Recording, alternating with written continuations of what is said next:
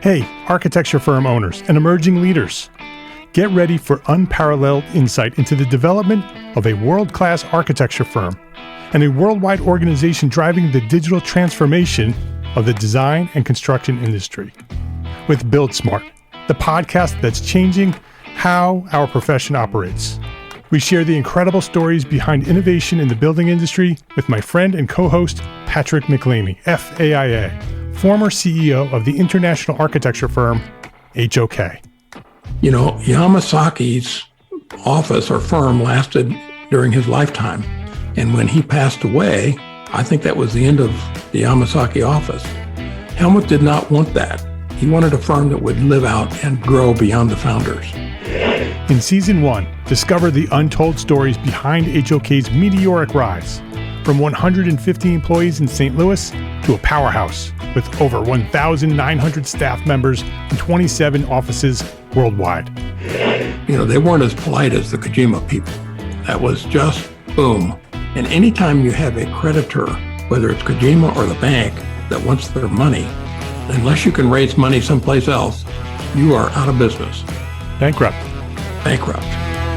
And hold on tight for Season 2, where Patrick takes us on a new adventure as chairman of Building Smart International, shaping the future of digital transformation in the design, construction, and operation of built assets. Ian Howell, Ken Harold, and I, Ken was my technical representative from HOK. The three of us took a tour of Europe of 5 cities in 5 days. Very busy time. Simply follow the link in the show notes to subscribe to Build Smart now and uncover lessons that will transform you and your architecture firm.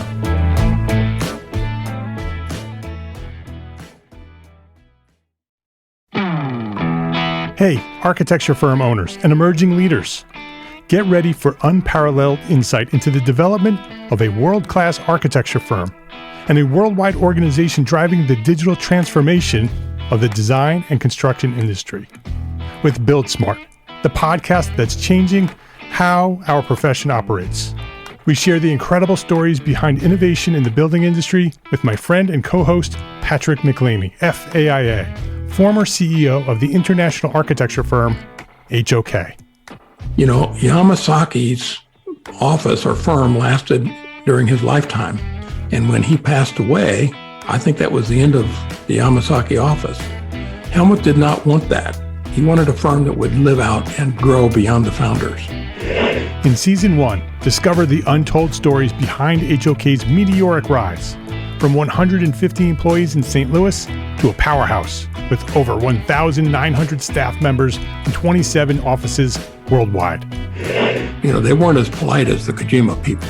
That was just boom. And anytime you have a creditor, whether it's Kojima or the bank, that wants their money, unless you can raise money someplace else, you are out of business. Bankrupt. And hold on tight for Season 2, where Patrick takes us on a new adventure as chairman of Building Smart International, shaping the future of digital transformation in the design, construction, and operation of built assets. Ian Howell, Ken Harold, and I, Ken was my technical representative from HOK. The three of us took a tour of Europe of 5 cities in 5 days. Very busy time. Simply follow the link in the show notes to subscribe to Build Smart now and uncover lessons that will transform you and your architecture firm.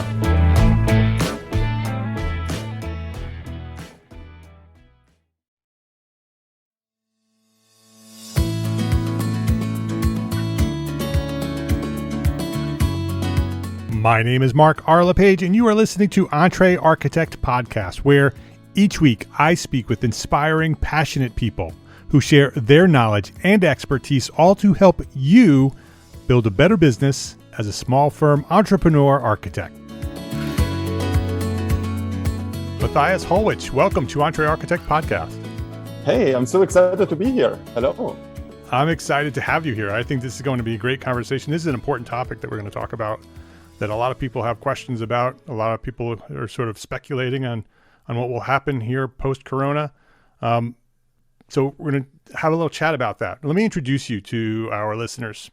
For anybody who may not know who you are, Matthias Hollwich is an architect leading the global architectural firm HWKN. Founded in 2008 and based in New York City, HWKN partners with cities, developers, and entrepreneurial clients to maximize the impact and value of their development assets. The firm's diverse portfolio includes buildings and neighborhoods alike, from retail spaces and pop-up installations to residential and commercial schemes in the United States, the Middle East, and throughout Europe. Matthias previously worked at OMA and the Bauhaus Dessau Foundation, and was honored in Fast Company magazine's ranking of the world's top 10 most innovative architects. My favorite magazine. I love when people are featured in Fast Company. It's one of my bucket list goals is to be featured in Fast Company. So I'm excited to see that. He's also the co-author of UmBauhaus Updating Modernism in collaboration with Rainer Weisbach and the Bauhaus Foundation. Matthias's latest book, New Aging, Live Smarter Now to Live Better Forever, suggests a new way to think about aging that fundamentally changes the way that we design for it. Today, we're going to have a conversation about life and work, specifically at this moment in time where we're coming out of the coronavirus crisis. Things are starting to sort of find a settling point. Right? It's not really the new normal. It's never going back to the way it was. It's going to be something different.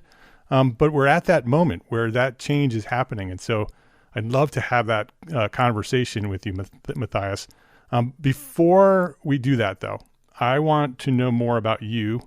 I want to learn where did you discover your passion for architecture, and who or what inspired you to become an architect? Yeah, awesome question. And sometimes it's great to reflect back. And I still remember early on in my youth, I was, as a German, very fascinated by cars. And I loved actually car design. And I asked around and wanted to meet people who do that. And then somebody told me, it's like, hey, when you're a car designer, most likely you're going to just designing a wheel for like 5 years. And that's all you do. And then maybe you do like a little switch, and that's just all. Takes all of your time. If you really want to design something that has impact and longevity, why don't you look into architecture? And that was a really crucial moment because as soon as I did that, I realized we are all surrounded by architecture, and 95% of our lives we are embedded in architecture in one way or another. Now, do I like what I see? Not really. Can I do something better? Maybe. So that was basically my challenge. And that's how I signed up for architectural school. Actually, not really knowing much about it. I just knew that there's something really important that is being done for society. Do you remember who that was who sort of made that suggestion that architecture may be a better route for you? I tried to figure this out. It was in kind of friendship groups, but I was like in kind of groups with different ages. So I know it was somebody who had a little bit more knowledge than just my peers. Yeah. But I cannot point down that person anymore. I would say thank you to that person if I find it. Yeah, for sure. So you made that decision. How did you get to become an architect? What was the process for you? Yeah, so lucky me, as a German, and if your grades are adequate, you get access to universities. So where you don't actually apply, if your grades are right, you get into it. So I got into one, which was actually not a glamorous one. It was very technical, low bar in Munich. And my first lesson was actually a professor who says, anything that is important is math and structural engineering, and you should focus on this. So nothing poetic, nothing inspirational, and was like, oh, okay, cool, let's go. In very early times, I realized that it was very limiting. But I believe I was also very limited because I did not really have, let's say, creative upbringing. I think there was curiosity in my family, but it was never geared towards inventing something new. But I was there very lucky, actually. Heike Büttner, a professor, she joined that university, and she was like fresh blood in a more conservative kind of environment. And she came from Berlin, and I was studying in Munich. And then she actually organized a summer school in Venice. And everyone signed up, and everyone was excited, was like, oh, I have to do this also. I want to be in Venice. And I applied, and she said no. And I was like, oh my God, why not? And so I met her and during the interview, and she said, like, look, Matthias, I don't think that you're thinking openly enough. This is a very, very creative workshop. And I was like, no, let me go. And then she said, like, okay, I'll let you go under one condition. You do not give up. And I was like, deal, I'm not going to give up. So I go to Venice with all of my peers, with like 30 people, 3 weeks. First visiting professor was Enrique Morales, the amazing architect out of Spain. And mind-blowing, but as much mind-blowing that I was totally lost. We had to design a transient space in Venice. I not even knew what that word meant as a German. It was all run in English. Then the second one was Van Berg, was his name, like some architect out of the Netherlands. And then in the third week, everyone gave up because it was beautiful weather. They went out to Lido, except me. And I was still there. And the last visitor was Riccardo Scofidio. And that was a time in the 90s, right, where that was a very tiny little firm in New York. And I was sitting with Riccardo Scofidio for 1 week, day and night on models and working, and he became my private tutor. And then when he left, I just asked him if I can apply for an internship.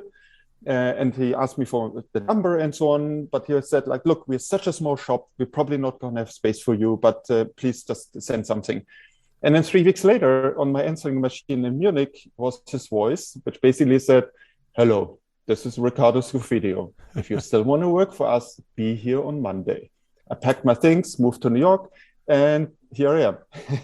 Wow, what a story. Fantastic. And so you worked there, and how long did you work there? Yes, it was an internship. So I think it was like 6 months. Then I had to go back to Germany to finish my study. Fun fact, that nobody understood me anymore because now I was on a whole different level in terms of kind of Cooper Union thinking, creative explorations, poetic ideas in architecture, right? The Germans like, no, used to be straight, can be a little bit different. And then I graduated, and my grades were like mediocre because, again, my design kind of didn't resonate with them anymore.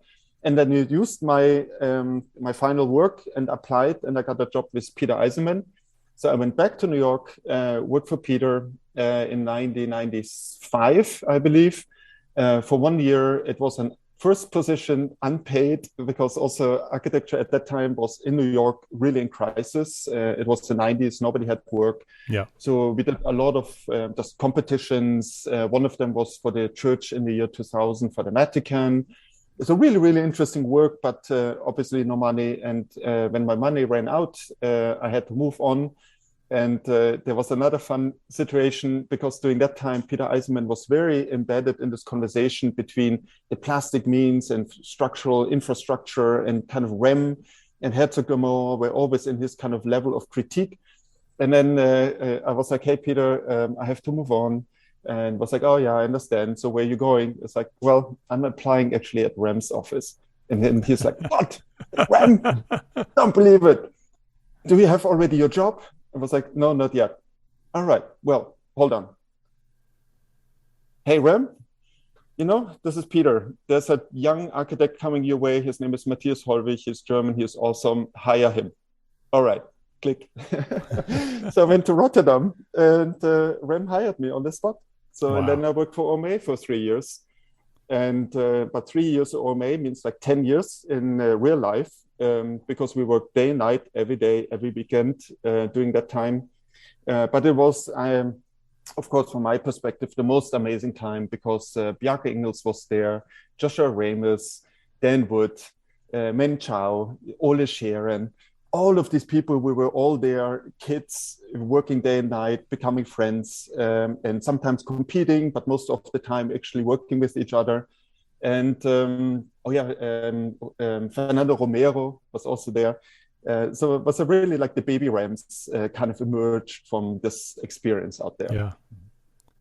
So what happened after that? Where'd you go from there? How long were you there?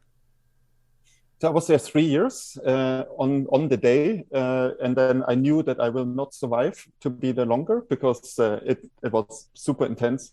But then I moved to Hong Kong. I helped actually Omei just had started a office in Hong Kong to be the first designer from Rotterdam, helping Omei Asia to basically communicate the design philosophy over there. There was with Aaron Tan at that time. And then I got a teaching position at at ETH in Zurich. So after 1 year in Hong Kong, went to Zurich, and parallel from teaching, I started my first kind of startup firm. I did try to avoid to start right away an architecture firm. So it was actually called ETech, Electronic Architectural Studio. So we were much too early, but we tried to do co-design on private family homes on the internet. We got a grant from the Center for Art and Media Technology in Germany, and I worked on that actually for quite some time. And then I also worked on concept engineering. We wanted to create art lounges for the Guggenheim. And then REM hired me again parallel for another project in New York that was for the Brooklyn Academy of Music and Dance. So I was teaching. I have one new company and some other architectural gigs. And then I was like ready to move back to New York because this was always a place I love, and everything was set up for it. And then September 11th happened. And my flight to New York was canceled because I had a flight on the 14th of September. And all projects, everything that I tried to do kind of vanished, poof. And then I just rebooted. I went actually to Amsterdam. And I had a relationship there at that time. And then I started something which I call concept engineering. So I consulted Robinson Resorts, which is like the Club Med of Germany, and new experiences and the competitions and all kind of things. Then I still helped also at Omei Asia. I flew to Asia from time to time. So I was always on the move, doing things, also teaching at the Bauhaus Foundation. And then after 3 or 4 years, I got the call from the University of Pennsylvania if I would like to teach. Same situation again. If you want to, be here in 3 weeks. So I just packed my things. The relationship ended already at that time. So I started to teach at Penn. And that's how I really started to live then in America. Mm-hmm. And then what brought you back to New York City? So basically teaching at Penn, I basically moved to New York and was just commuting to Penn. And then at that time, I had met my former business partner, Mark, and we basically had a professional shotgun wedding because we did one competition together. We really liked working together. We had so much fun, and the result, we didn't win the competition, but for us, it was epic. And we just said, why not? And we started with little renovations of apartments in New York, and then slowly got some pop-ups going. And that was the beginning of HWKN. Fantastic. What a story. It's interesting to hear the story from the beginning, right? And to hear at the beginning, you sort of struggled a little bit, it sounded like, and you weren't sure. And do you remember the moment where it all sort of started to click, right? Because you had so many fascinating experiences with so many famous architects and doing famous work and going to different places in the world.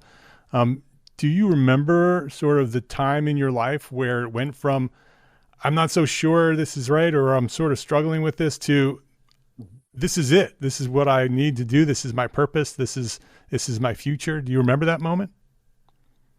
Yeah, I mean, it is really amazing. I have probably somewhere in some storage closet still sheets about diagrams about where's the best place to live and work and do and so on. And is it like Frankfurt or Berlin or London or New York and so on? So I try to analyze everything kind of logically. And that never led to anything because you can always make a case for something else. But then it really happened at the moment when I had this competition with Mark. And he said, and I think, I should give him credit for it, because he was like, look, your talent is just amazing. Your problem is that nobody knows where you are.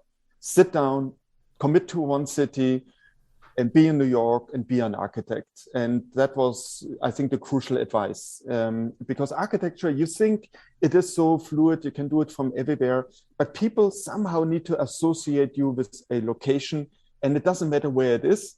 To a certain degree, I may have some advice for people that there is actually a magic to a location, but at least to sit down, to establish yourself as we are a New York architecture firm.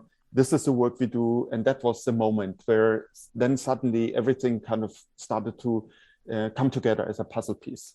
Yeah, super interesting. Mark is an inspiring guy. I've had several conversations with him as well. The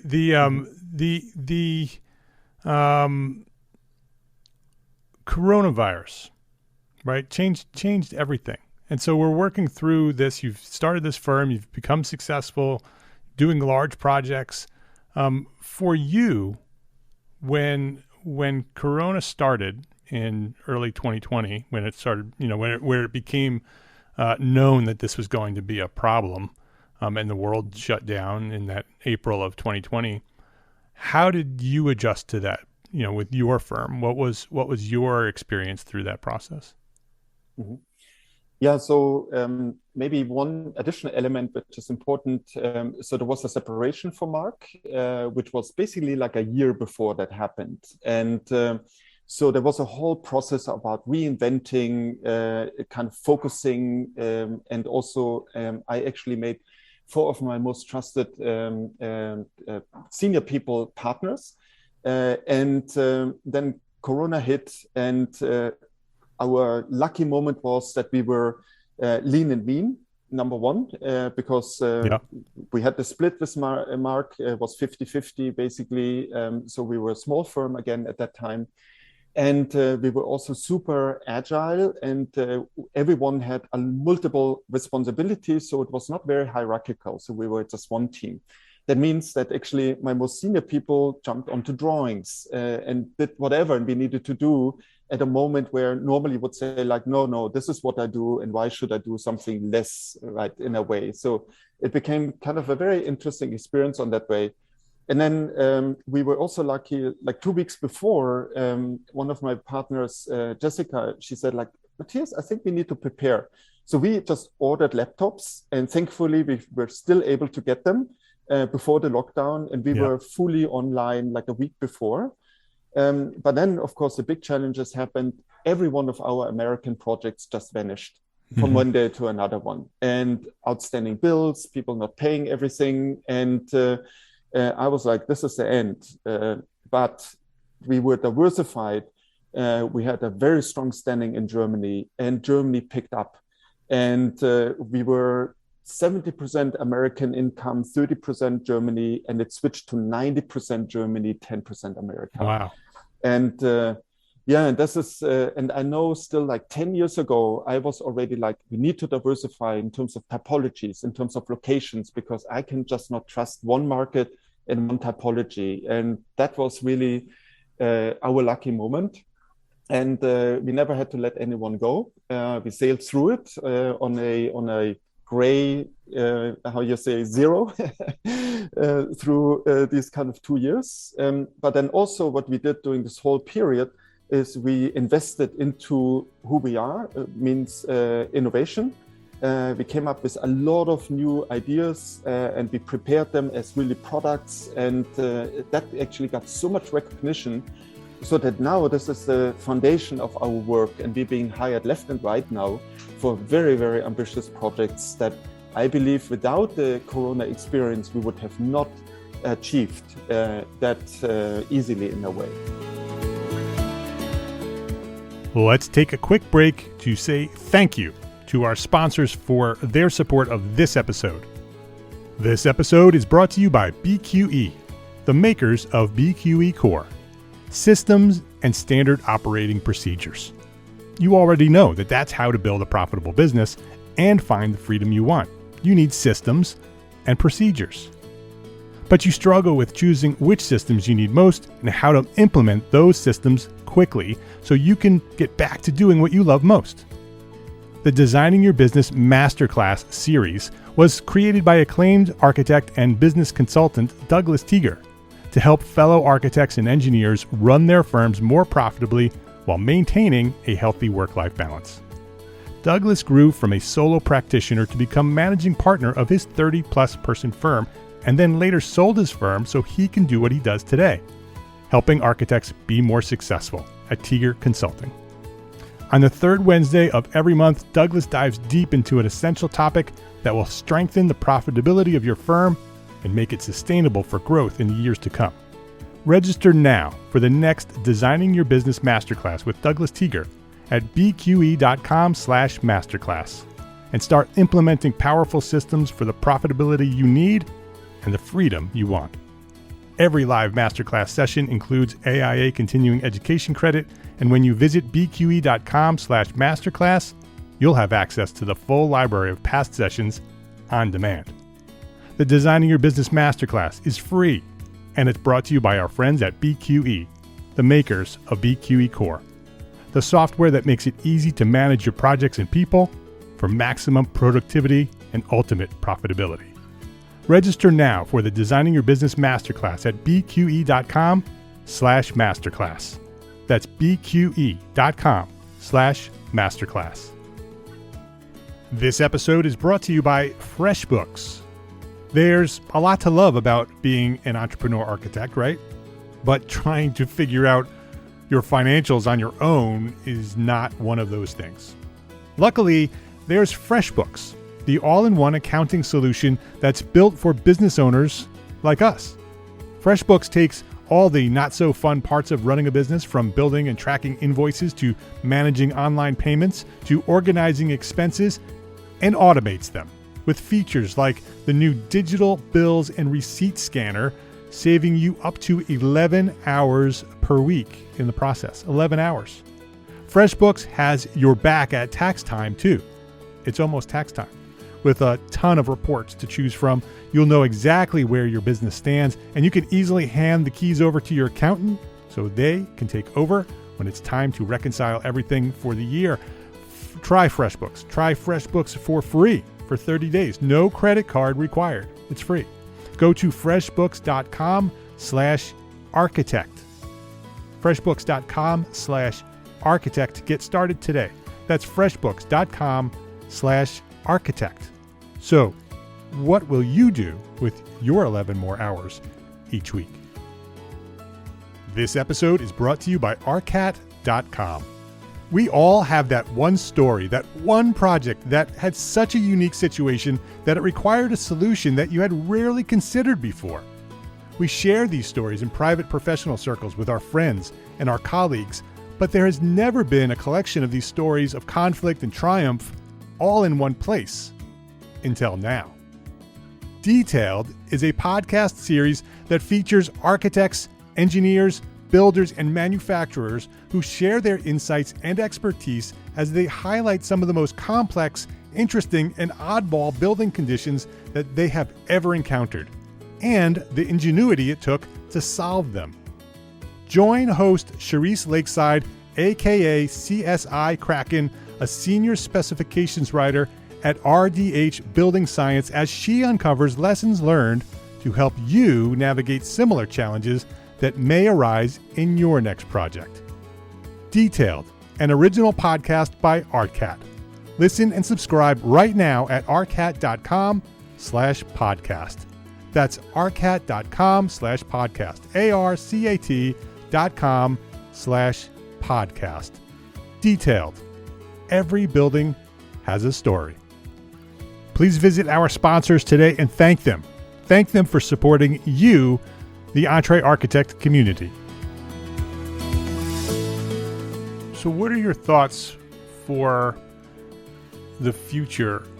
You know, moving from this moment, right? This moment of transition that I had mentioned earlier when I introduced you, that we're in this time in our age, right? We'll in the future they'll look back, right? And they'll look at this pandemic and they'll look at this moment in 2022 as the transition, as the world grew out of this coronavirus crisis and it became whatever it's going to become. How do you think that's going to shift the way we work and the way we live because it's going to be different, right? It's not going to be the way it was before coronavirus. Yeah, so sometimes what I say is when we were in a crystal ball like 3 years ago, we saw that a lot of more remote work is happening over time. We saw that retail is challenged, and a lot of retail are going to go out of business. We saw that our apartments are changing, but we all thought about it, it's going to be in the year 2035. Right. And Corona just boom, pushed Instant us change. into 2035. Absolutely, like way ahead. And now we have to catch up basically with architecture, infrastructure, urbanism to get there where society is already. And that is why this is for me the most amazing and most liberating time in architecture, because the rules are different and now we can all be participants in the creation of the future. And what I say is basically there's a mix. Number one, we have to be very cautious about the products that we're creating in terms of office and residential. And there is, on a certain degree, more flexibility and transformation that will happen.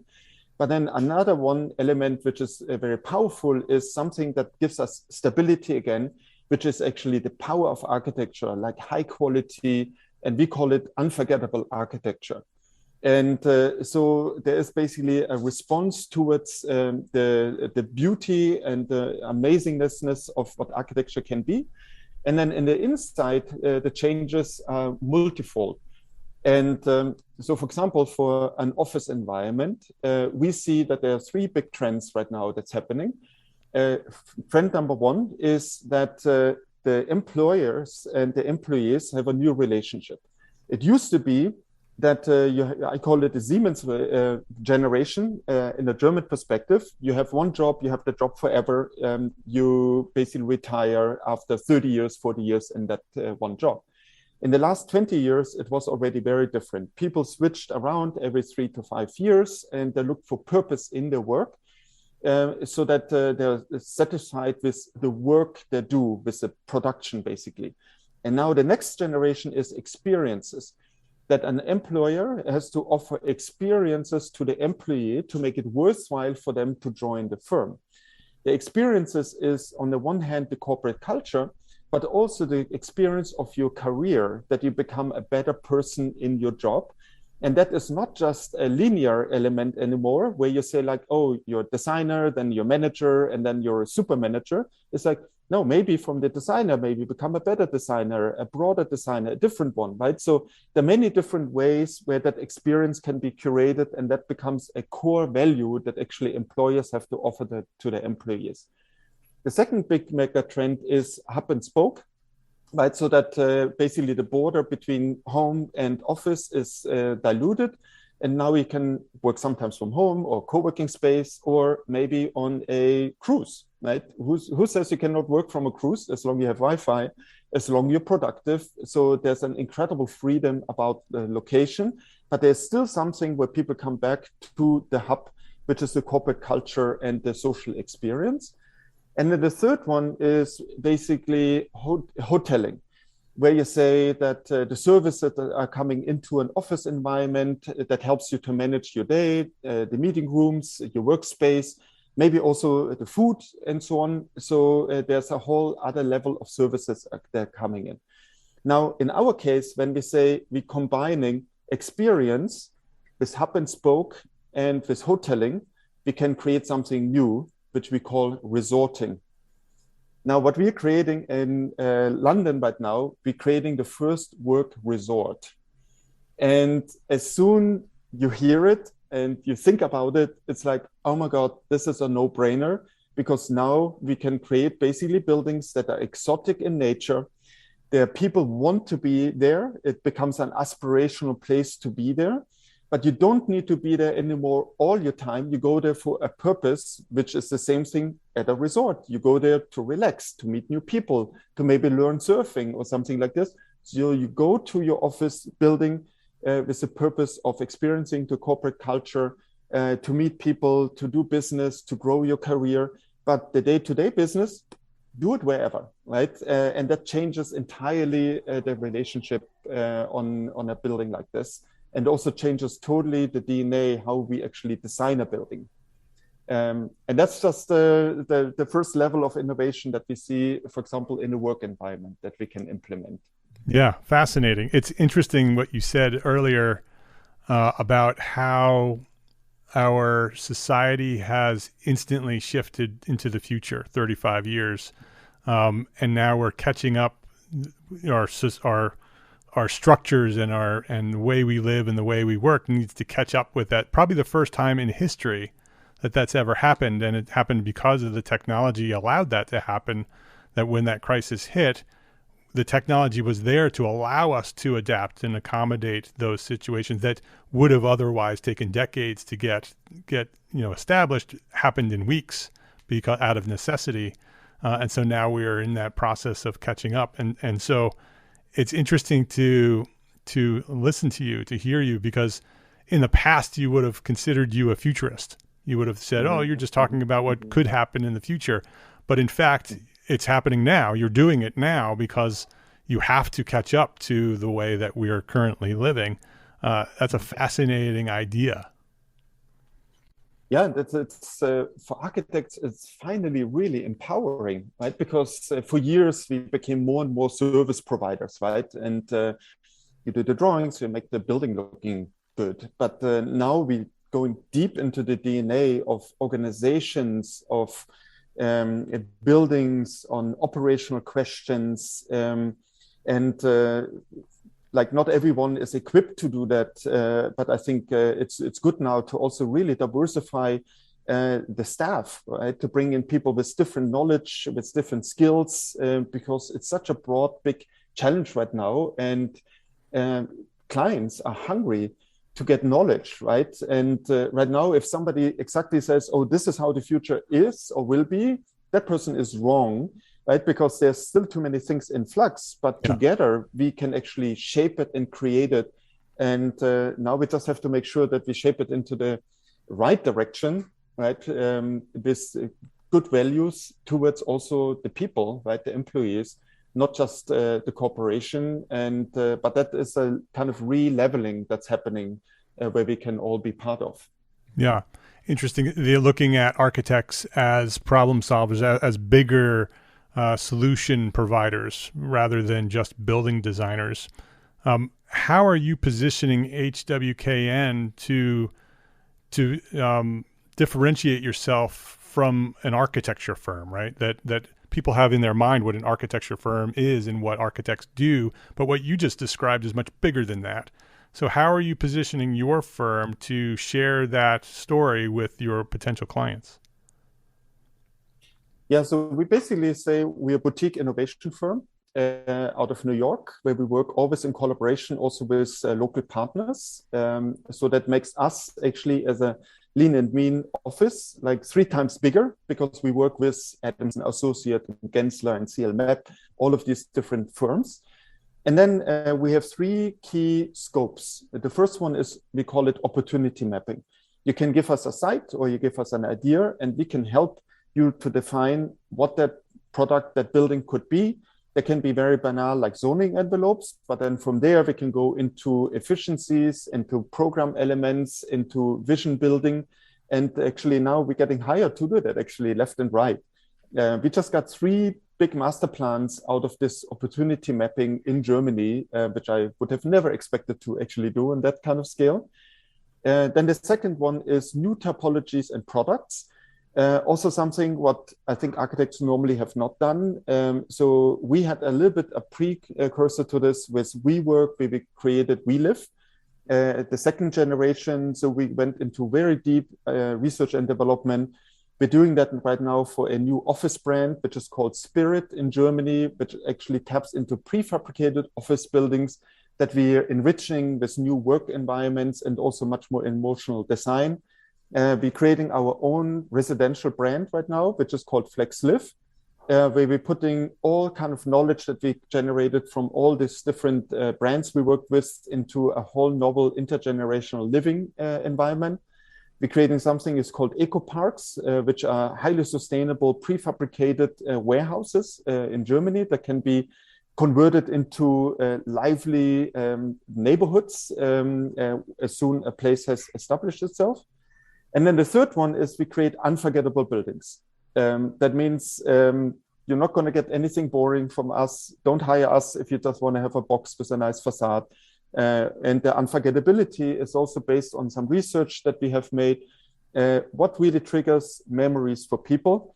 And the shortcut basically is the three elements that need to come together: contextual materials, emotional elements, and novel features. And that always combined also creates buildings where then our client knows, when I hire HRWken, I'm going to get a building that people are going to remember. It goes through the press, people emotionally connect to it, and it's going to create a better positioning in the market, but without breaking the bank, because we're also super rational about always analyzing which elements are standard and we need and can keep standard, and which elements are unique and special.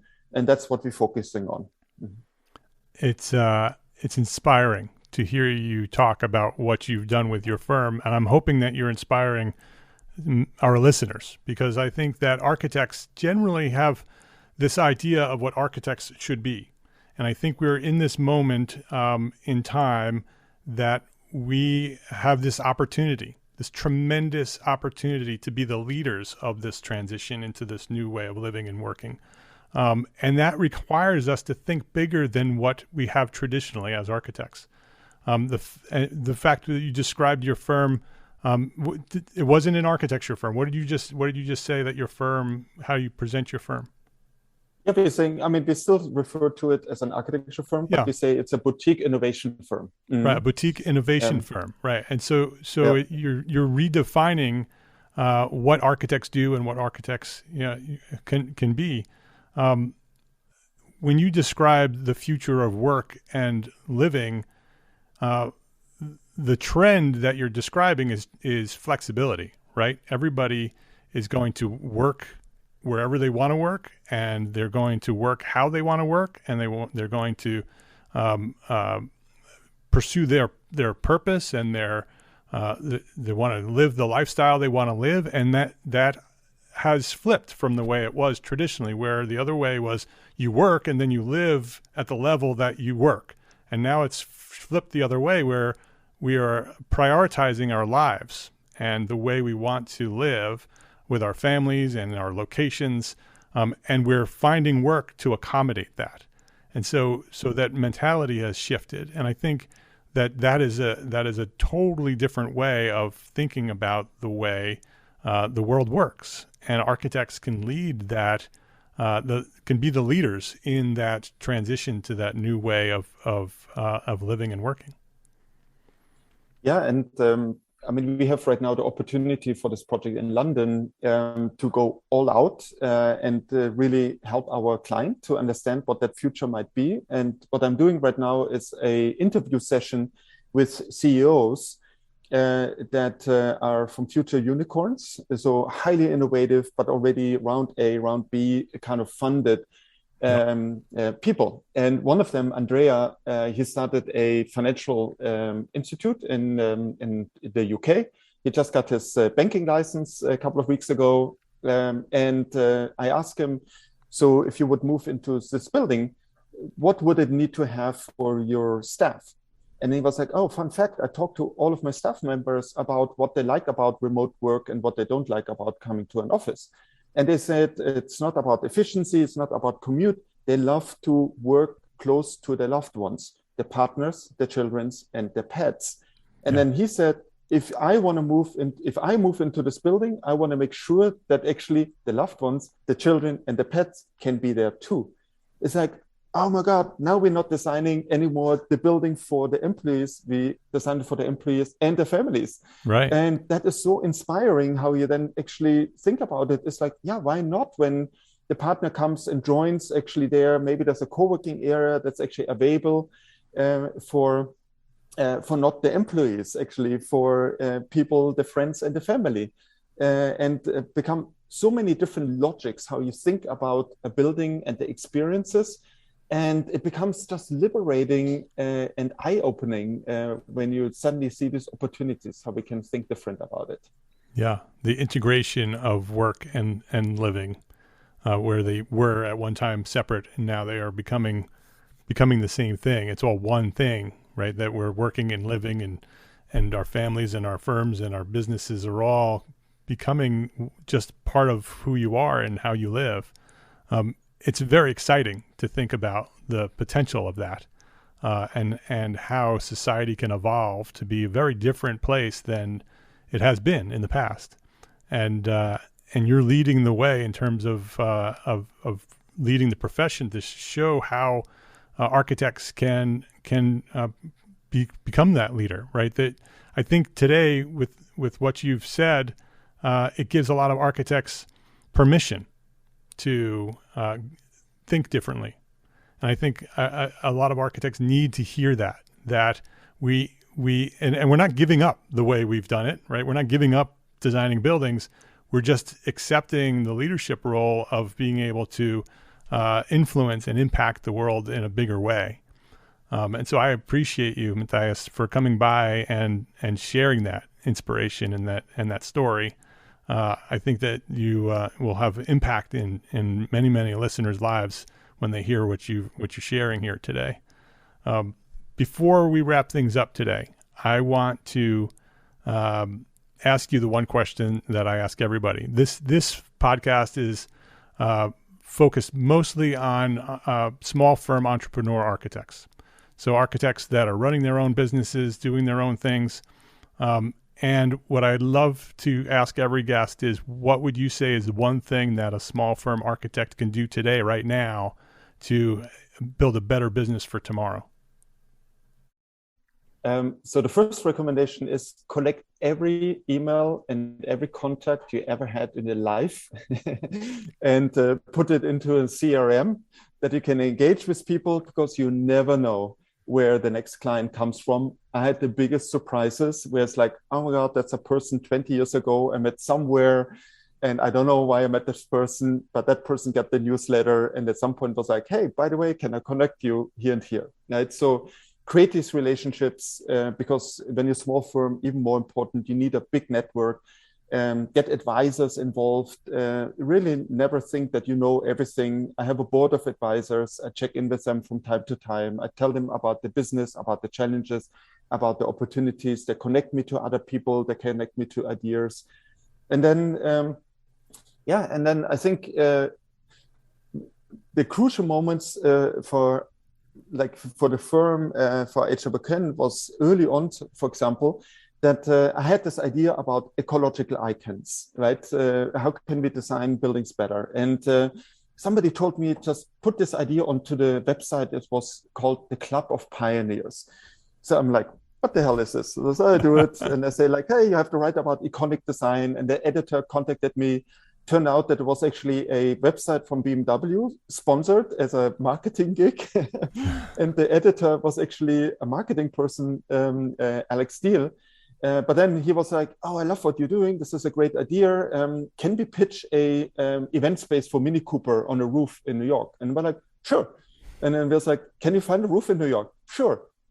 What did I know? It's like, I had no idea. I was on 110 roofs in New York, analyzing where you can be. You can barely be on any roof in New York. It was like the total waste of time. But I found one and it happened and it made all the difference, right? And grabbing on these opportunities that first are nimble, they're small, but then making them bigger, excite people about it, and put it into a framework that is meaningful for everyone. And it came all out of this kind of iconic design, having a fun design, putting all the sweat into it to find that kind of place. And then that event space, right, put beautiful pictures into the press. We suddenly were like the talk of the town for like a day. But that brought us a little bit closer to the Museum of Modern Art PS1 invitation for young architects. That brought us a little bit closer, that somebody gave us the first commission to design a facade of a building, right? And these are these kind of steps.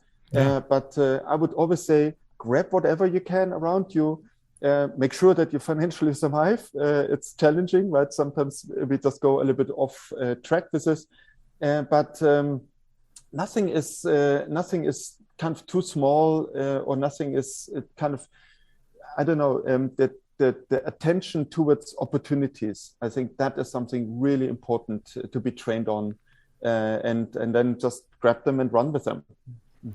His name is Matthias Hollwich. The firm's name is HWKN. You can learn more about them at hwkn.com. Go check it out. Some really interesting work at hwkn.com. Matthias, thank you very, very much for coming by, sharing your inspirational story, and thinking a little bit about the future and where we're headed, and how architects can lead that. I appreciate you for all the work that you do, and for being here today at EntreArchitect Podcast. Thank you, Mark. That was super inspiring, and thank you so much for this platform. You're welcome. Appreciate it.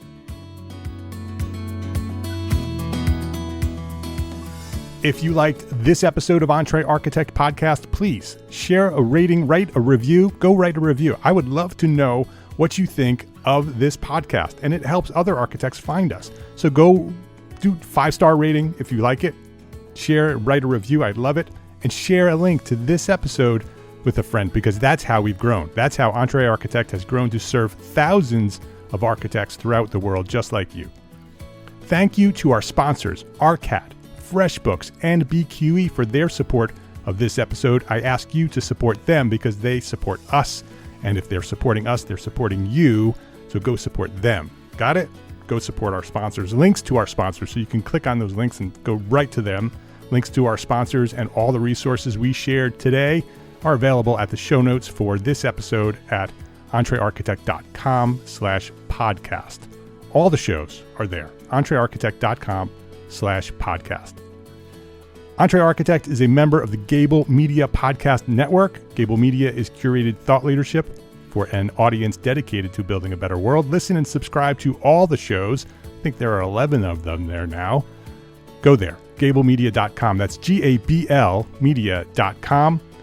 And I hope you're going to join us in Austin November 1st through November 3rd, 2022.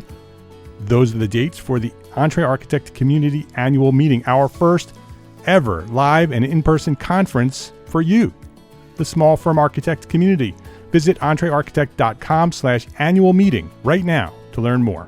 That's entrearchitect.com/annual meeting, and I will see you in Austin in November. Don't miss this. This is going to be great. entrearchitect.com/annual meeting. It's a conference for you, small firm architects. Thank you for listening today to this episode of EntreArchitect Podcast. Love, learn, and share what you know.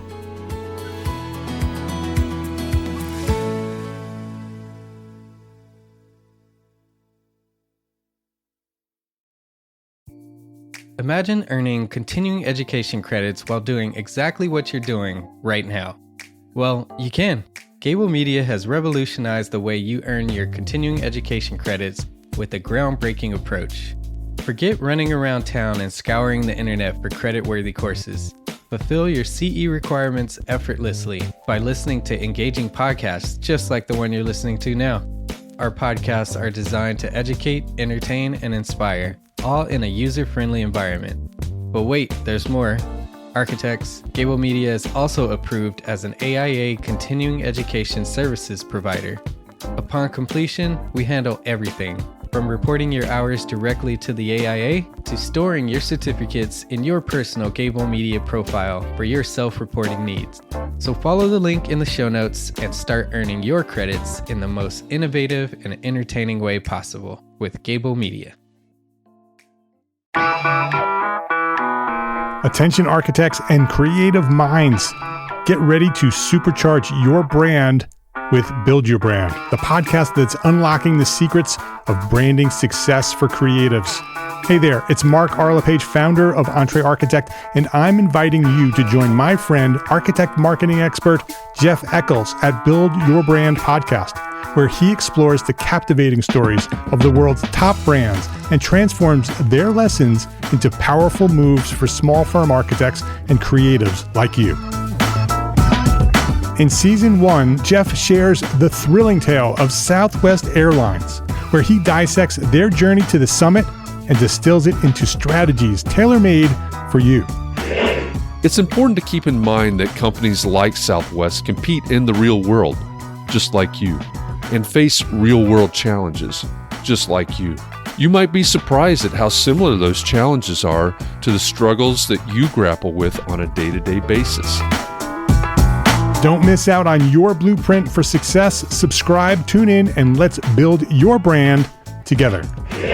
You may have noticed that the very best brands in the world are also known for having somewhat unique corporate cultures. That's often the glue that holds everything together when they encounter those rough spots. We don't do it because it inconveniences the passengers to whom we are primarily dedicated, the short-haul, frequent flyer. Follow the link in the show notes to subscribe to build your brand today. Remember, no matter the size, the journey's the same. Your brand's journey to the top starts here.